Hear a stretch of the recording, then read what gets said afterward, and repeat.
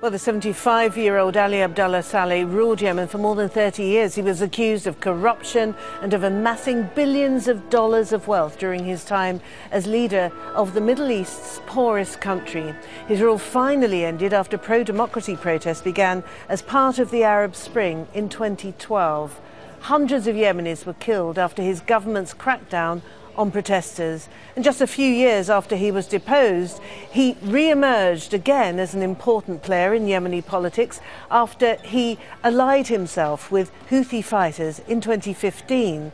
But in a surprise turn of events, he turned his back on his rebel allies in a televised speech on Saturday, formally breaking ties with the Houthis. Right, let's talk a bit more about this with Marwan Bishara, Al Jazeera senior political analyst. And Marwan, a very sudden demise then for the strong man of Yemen. Yes, I don't know if you remember, Martine, but these images remind me very much of Muammar al-Gaddafi's death in Libya, although the circumstances are different. But these are more or less the same, be that as it may, he's a human being, painful images of a man whose name has been tied into Yemen's history since 1978. That's 4 decades of Ali Abdullah Saleh being the dominant figure in the history of Yemen. So certainly a major turning point in Yemen, in Yemen's history, with the death of this man, who I would call him a man for all seasons, a man who was able for 4 decades to change his political colors, to change alliances according to circumstances. Up and until his death, just few days ago, he changed once again his alliances in the hope of survival. So he is the man of survival. Unfortunately for him, after changing his lives 7 times, that was it for him today. And the interesting thing does seem to be that he's being accused of treachery in his final days. His reaching out to the Saudi-led coalition and asking for them to turn a page seems to have been the final straw that certainly put to bed the alliance with the Houthi rebel movement. Yes, we don't know who turned to who. We don't know whether the alliance or the United Arab Emirates and Saudi Arabia turned to Ali Abdullah Saleh in order to break his alliance with the Houthis, or it was Ali Abdullah Saleh seeing where circumstances are going and him taking the initiative. But be that as it may, clearly this has been, the death of Ali Abdullah Saleh is a slap in the face, of course, for those who bet on him yet again. But speaking of labels, Martine, and really especially for our viewers around the world who are not necessarily native Arabic speaking, who are not necessarily familiar with the intricacies of Yemen or of the Arab world, let me tell you, I've never seen labels change so quickly as they did in the case of Yemen. I mean, here we have this very particular person in the last 72 hours changed from the deposed president to the former president to the betrayed president and now the late president, the dead president. So really labels of radicals and extremists, of terrorists and freedom fighters, of allies and enemies tend to change rapidly in places like Yemen. And so the conflict in Yemen that is sadly wreaking such a destructive toll on the people is not an ideological one, is it? Well, it is an ideological one, and it has also these undertones that are not ideological. I mean, in the end of the day, there was an Arab Spring in Yemen. In the end of the day, countless number of people, tens of thousands each day, would turn against the dictatorship of Ali Abdullah Saleh. And so at one point, it was clear that it was a struggle between oppressed and oppressor, between a dictatorship that lasted since 1978 up and until the Arab Spring a few years ago. And then, of course, it changed again, and with Ali Abdullah Saleh allying with the Houthis, basically their coup d'etat, against the elected government, basically, in Yemen, of course, we entered into a gray area of cynical politics, if you will.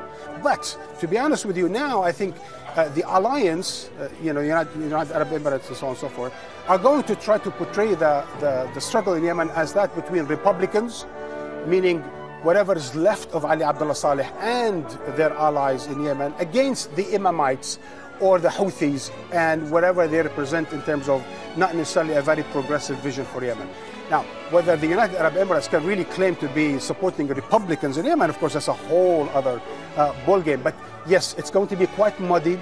It is quite ambiguous, and we really don't know, even militarily speaking, strategically speaking, anyone who can now say, what does this really mean for the future of Yemen in the next 6 months or a year or more, is basically kidding themselves, because we don't know whether the followers of Ali Abdullah Saleh, whether the militarized followers of Ali Abdullah Saleh now are going to join Houthis, or some of them, or they're going to turn completely against the Houthis and ally themselves with the others. Because, of course, the legitimate and the internationally recognized president of Yemen, Hadi, he proclaimed his allegiance again to Ali Abdullah Saleh just days ago. So one wonders what the Yemeni army, what is the position of the Yemeni army now?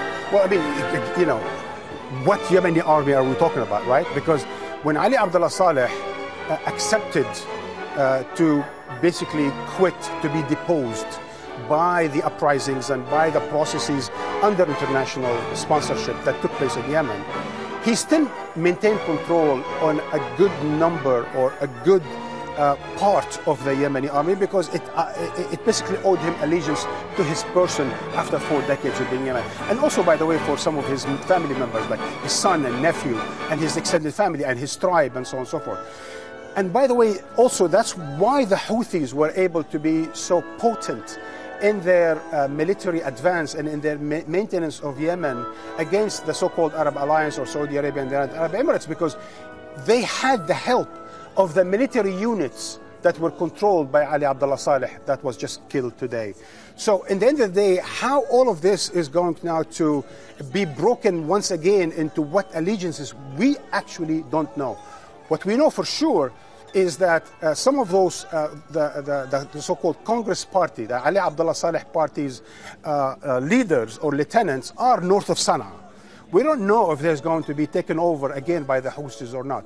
What we know, Martin, is that the Houthis now control the capital for sure, some other parts of the country for sure.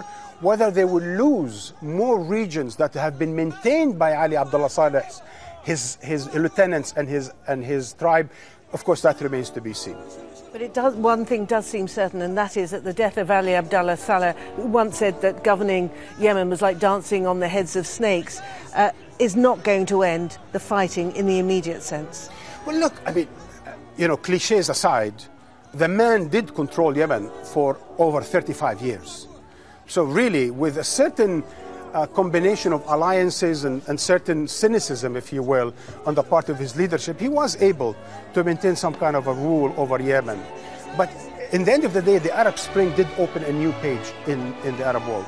And yet, counter-revolution, as it was called, since 1913, turned another chapter in the Arab world. So the changes that we saw happening in places like Egypt, Tunisia, Libya, as well as Yemen and Syria, faced huge, momentous challenges by counter-revolutions and by, of course, certain countries in the region like United Arab Emirates, like Saudi Arabia and others. And I think Yemen was one of those victims of interference from the outside as well as from the inside. And that doesn't change. I mean, this is the point, isn't it?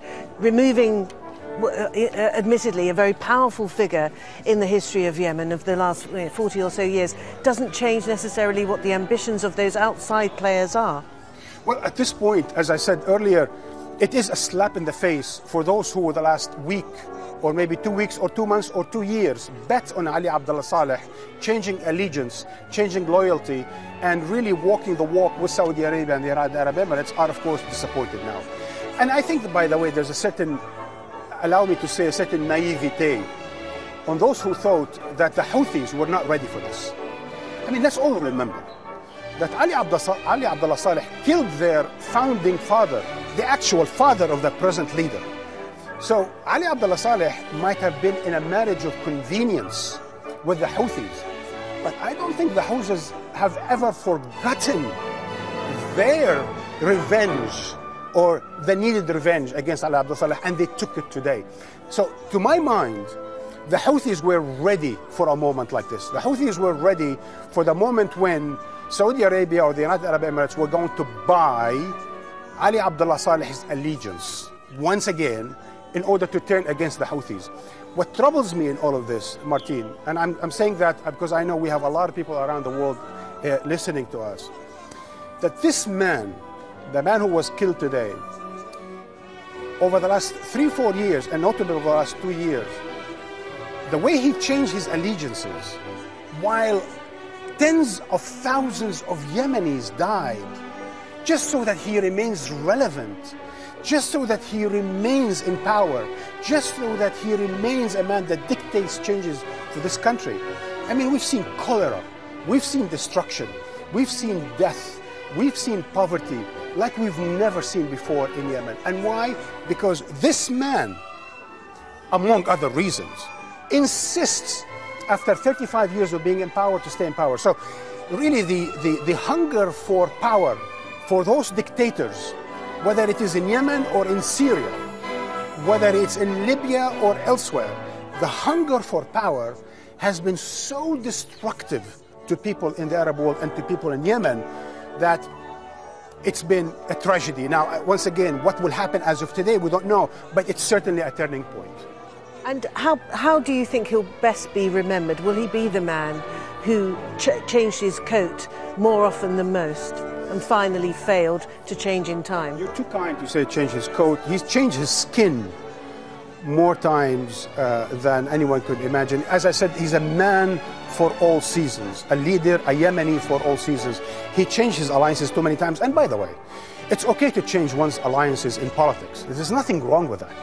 The problem is when you change one's alliances only to maintain power, and despite the heavy price in death and destructions for so many Yemenis, so many lives have been sacrificed so that this man stays in power or stays relevant in the history. What should we be looking for now in the immediate aftermath of this dramatic shift in the situation in Yemen? What should we be looking out for now? I think the most important thing is what to become of Ali Abdullah Saleh's followers and what to become of those who continued to be following Ali Abdullah Saleh. What will happen to those military units that were dependent on him? What will become of Saudi Emirati policy in Yemen now that their main bet on Ali Abdullah Saleh is no more? Will we see a complete change of orientation whereby people now start talking seriously about political, diplomatic solution for Yemen? Or will we see other people, again, in maybe Abu Dhabi and Saudi Arabia, say, you know what, now we have even a greater chance with Ali Abdullah Saleh's people split from the Houthis for us to maintain the pressure on the Houthis in Yemen? We don't know, no one knows. Okay, that is the objective, though, ultimately, then. Is it for the Saudi-led coalition to remove the Houthis from their position of relative power, particularly in the north of the country? Of course, that's always been the case. But as you know also, Martin, in the business of political analysis, the last thing that should be on one's mind is predictions, right? So on the basis of analysis of the facts on the ground or the political facts today as we see them, we try to draw certain scenarios. The various scenarios are diplomatic solution, and people should learn the lesson that you cannot really just switch certain allegiance around and expect a military solution to bear fruit in Yemen, because once again, like they speak, albeit falsely, about Syria, there is no military solution in Yemen today. There is no military solution in Yemen today. There wasn't yesterday, there wasn't the day before yesterday. The quicker they learn the lesson, the better it is.